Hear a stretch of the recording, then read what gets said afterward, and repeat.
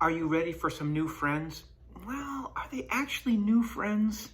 We know cosine 2 theta is equal to 1 minus 2 sine squared theta. So we're talking about potentially finding some new friends in these power reducing formulas. Power reducing formulas, that sounds like we're going from a higher power to a lower, or a higher exponent to a lower, and indeed we are. So if I take cosine 2 theta equals 1 minus 2 sine squared theta, that was one of our cosine of a double angle formulas, and I solve for sine squared theta, first thing I'm going to want to do is subtract 1 from both sides. So I'll get cosine of 2 theta minus 1 is equal to negative 2 sine squared theta. And if I want to solve for sine squared theta, I'm going to divide both sides by negative 2. So I get sine squared theta is equal to cosine 2 theta minus 1 over negative 2.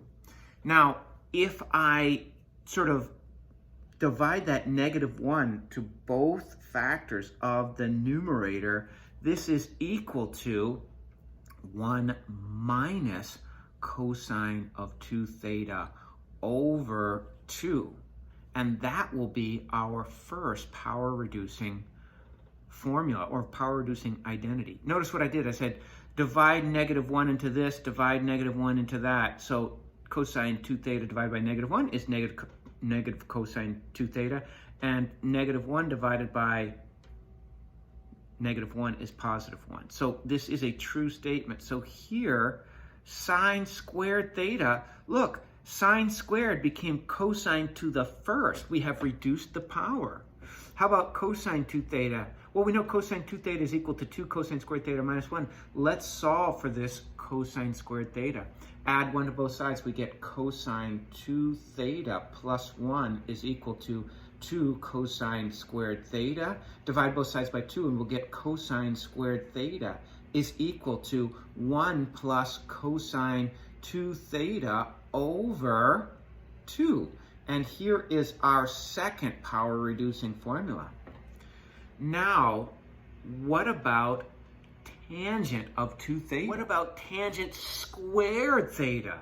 Well, I know that's equal to sine squared theta. Notice I'm not saying tangent 2 theta as I did here. I started with cosine 2 theta in each case because I was going after trying to isolate the square. Now, tangent squared theta is sine squared theta over cosine squared theta if you know your quotient identities. And that sine squared theta is equal to 1 minus cosine 2 theta over 2, and cosine squared theta is equal to 1 plus cosine 2 theta over 2. Keep, change, flip, and our 2's will cancel to give us, finally, 1 minus cosine 2 theta over 1 plus cosine of 2 theta. So there is our last power reducing identity. So here they are in all their glory, 3 new friends. Are they really new friends? Well, we just kind of turned around those cosine of a double angle formulas. That's really all they are. If you solve for this and solve for this, you'd get the 2 original cosine of double angle formulas back. Sine squared theta equals 1 minus cosine 2 theta over 2. Cosine squared theta is 1 plus cosine 2 theta over 2. And tangent squared theta is 1 minus cosine 2 theta over 1 plus cosine 2 theta.